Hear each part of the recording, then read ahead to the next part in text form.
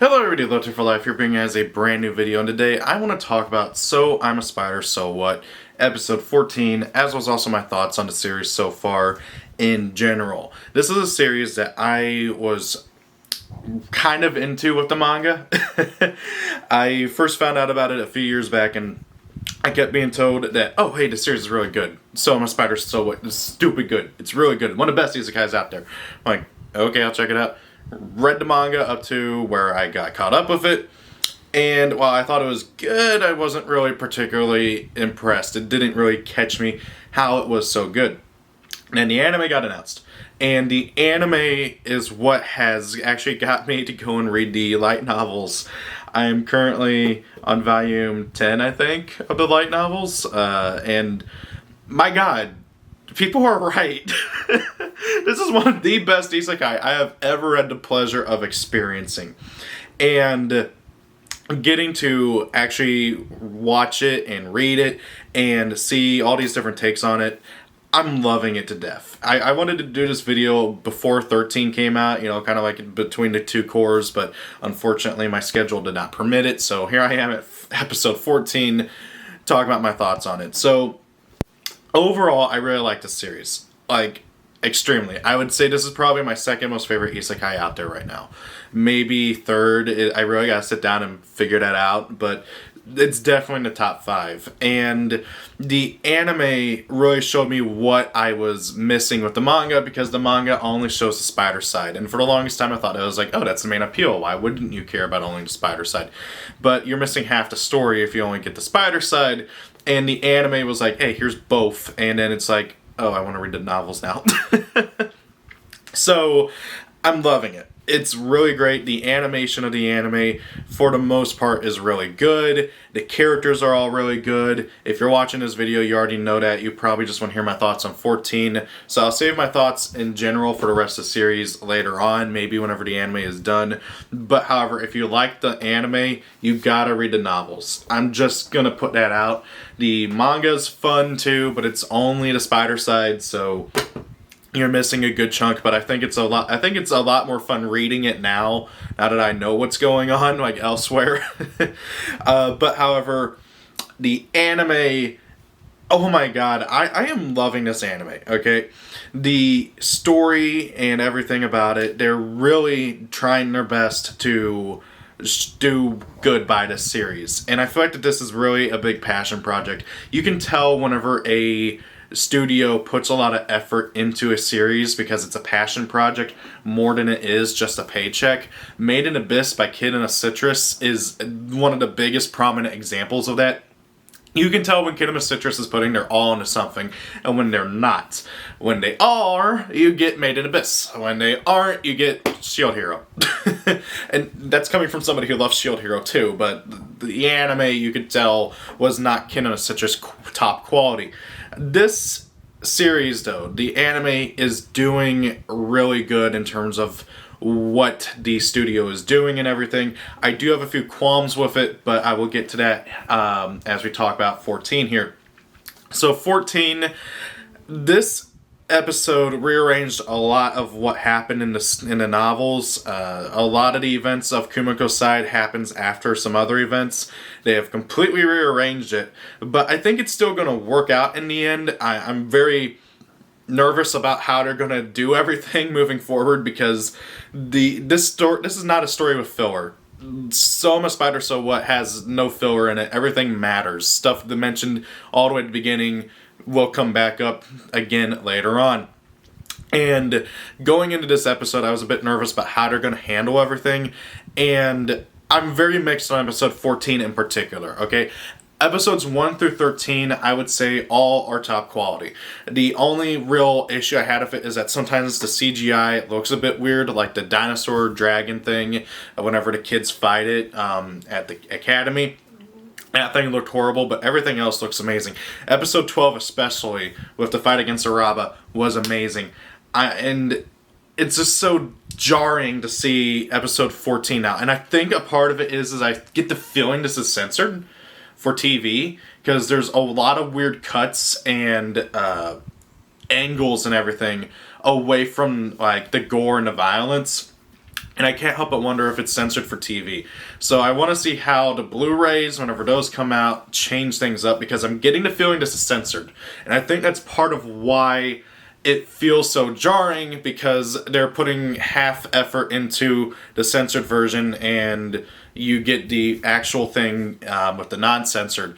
That's my guess of it. I'm hoping I'm correct, and that when the Blu-rays come out, this episode is actually really good, but right now I'm very mixed. The first half is all about Kumiko, and she saves the family in the carriage and everything. And this first half was really good. I loved every minute of it. Again, I'm a bit concerned with how to rearrange the story and everything, but however, it was still really good. Kumiko, being Kumiko, is adorable and funny, and I haven't laughed out loud so much in quite a while. So she saves these people, and then she notices, oh, hey, the baby's a reincarnation, and then she starts having a fit of jealousy, and it's so funny.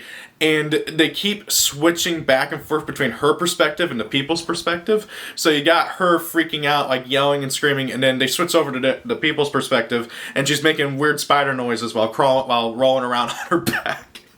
And it was just perfect. And speaking of, they really did a good job at doing that perspective change.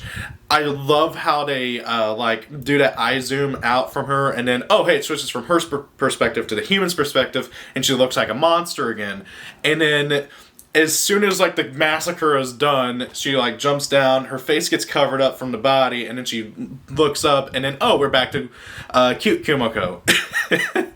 I love how they're messing with that perspective, because with her, from her perspective, she thinks she's cute and cuddly, but everybody else, she's a big spider monster that's not cute and cuddly whatsoever. So it makes for a really interesting dynamic, and I loved that a lot. The fight itself had some very interesting cuts and angles and everything. Again, at times it felt like they were purposefully moving away from the actual like damage and the gore that she's doing to these people, because the fights get messy and it felt like they were really trying to avoid that. So you have that thing, and I feel like that this episode was censored for TV. I'm getting that feeling from this, because it doesn't match up with the previous episodes, and I'm guessing the showing the gore with like the monsters before was okay because they're monsters, but with humans you can't. So that's my guess at least. But they were doing that. The second half though is where I really felt weird about this, okay? Because the animation, I noticed, took a weird nosedive anytime that there was any kind of fighting going on. The animation would sometimes be still frames and would be they would cut away from everything going on, cutting away from the action. Oh, hey, Shun gets his leg chopped. Oh, no. Oh, we don't see it. Or he gets stabbed, or, oh, we don't see it. And they cut away from Kana to stabbing herself. Again, it's so weird that they just kept cutting away from everything. And I get the feeling it's because, again, the censorship for the TV. That's my guess. I'm hoping that's right, because otherwise this is an absolutely mediocre episode with, well, it's a great episode in terms of storytelling, but the animation was so jarringly different from previous episodes that it was really messing with my enjoyment of the second half. This part here, this episode, is where the story, at least on the human side, really starts to kick off with the rebellion and the reveal of Hugo's stuff, which, by the way, why would they reveal that Hugo did something to the girls last episode, okay? The biggest thing about this whole scene and everything was that it's so jarringly out of nowhere, and you're genuinely as scared as Shun is. What's going on? You're panicking just like him. And then Hugo was like, ha ha ha, I brainwashed everybody. But you don't get that because you saw him do it in episode 12, or episode 13, I should say. It is jarring that they did that, and I don't understand why they would do that, because doing so takes away a lot of the shock of this episode. I imagine if they didn't, this would be trending on Twitter right now, okay? But no, they had to reveal it, that he did something to the girls last episode. But I digress. I still like how they did progress this. I like what they chose for the design of Faye's new dragon form. It's really fluffy and cute and looks like a light dragon. Although she's got like the, what is it? Crap, what's the, I can't believe, I cannot remember, what is her name from... Yeah, Kana. She's got like the Kana tail thing going on. I had to look at my copy of the Dragon Maid manga. I'm like, I could not remember what Kana's name was. She's got like the tail thing going on. And this whole episode just kind of built up the human side. And the reveal of what Hugo and Silas were doing. The reveal of Sophia showing up and also building up to, oh, hey, how do we get from her being a cute little baby to being... for like what's going on here. It's crazy and I love it. My only issue with that on the story side, on the human part, was that they did change around some things. They don't ever allude to who Sophia's master is. She never says anything about there being a master. Instead, we get a straight up reveal of that she's talking to the Demon Lord. But however, there's no mention of her saying master, which is a bit of a plot relevant thing for later on. So I'm very mixed on that, and they didn't... I'm so mixed. I want to like this episode because there's so much good about it, but there's so much wrong about it, and I don't like how they keep changing up story beats. As long as the story stays the same, it's fine. But, like, they keep reorganizing where the story goes. And they have to, because they've completely cut out huge portions of the beginning of the thing. Take, for instance, Anna, the half-elf who is Shun's attendant, okay? She gets we get to know her a little bit in book 1 of the novels, because they cut out all of Shun's childhood from the anime. You don't get any of Shun growing up. You don't get him first meeting Kaneda. You don't get him first meeting Oka. You don't get him first meeting Faye. You don't get any of that. You don't get any of the build up with him growing up and learning about this world and everything. And so we also don't have any clue on who Anna is as a character, because they literally had to introduce her last episode, because now she's relevant to the plot, now that they got to, because she was cut out from the beginning. And it's this that really makes me concerned with moving forward into the series. This hasn't killed my interest in the series like Shield Hero episode 15 did for me, for Shield Hero, and I will rant about that in another video. But this, I'm really concerned. I want to, it still feels like they got a passion for it, but at the same time, between the weird cuts and the weird animation and everything going on, I can't help but feel that something is going on that is making it to where they either have to severely drop the animation, or maybe maybe they had to cut out some things or reorganize some things for TV. I'm hoping that that's just it there, but like the story beat at parts is my bigger concern, and the reorganization of the story has me greatly concerned with that, because, and I'm trying to dodge spoilers. I cannot jump into a lot of like, let me just put it this way. A lot of what Kumiko did now in this episode happened after she finishes off Mother. That's all I'm going to say in that regard. A lot of what happened in this episode happens after her fight with Mom, and she has her parallel wills back, because I can't go into any more. I cannot go into any more detail about that, or I'm going to risk spoiling a lot. But a lot of what happened in this episode on Kumiko's side happened after she was done fighting her mom, or at least mostly. Definitely after she was done fighting her mom.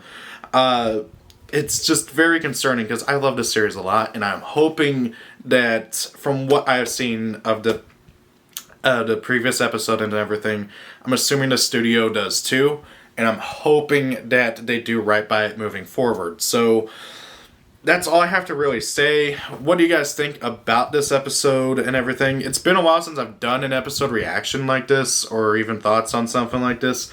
I used to do it for Yu-Gi-Oh! Arc V on my main channel, like forever ago, and I remember that being really popular. And people seem to like it. I know I do. Like, I keep checking brand, like, anime reviews to see if he has done his thoughts on episode 14 yet, because I really like seeing what other people have to talk about anime and everything. And there's a lot of anime this season that I really, really am interested in watching. You got Isekai Mao Season 2, you got That Time I Got Reincarnated as a Slime Season 2, and, well, they put a pause on that for Slime Diaries. I need to actually watch Season 2. I have not sat down to watch it yet, and I really want to start watching Slime Diaries, because I love That Time I Got Reincarnated as a Slime. Milne's one of my favorite characters, like, period. So, and then, God, there's just so much other stuff going on, too. We got Zombieland Saga, Season 2. So much that I really want to watch and I really want to talk about, and I want to see what other people have to talk about. So if you like this video, let me know down below, and if you want to see more, again, let me know. I'm trying to figure out how exactly I want to go about doing this, so if you guys have any ideas and tips and tricks or something, or comments, anything, leave your comments down below. I do read your comments. I may not always respond, but I do read them. Thank you all for watching. Have a great day. If it's your birthday, happy birthday. Rate, comment, subscribe, and peace out.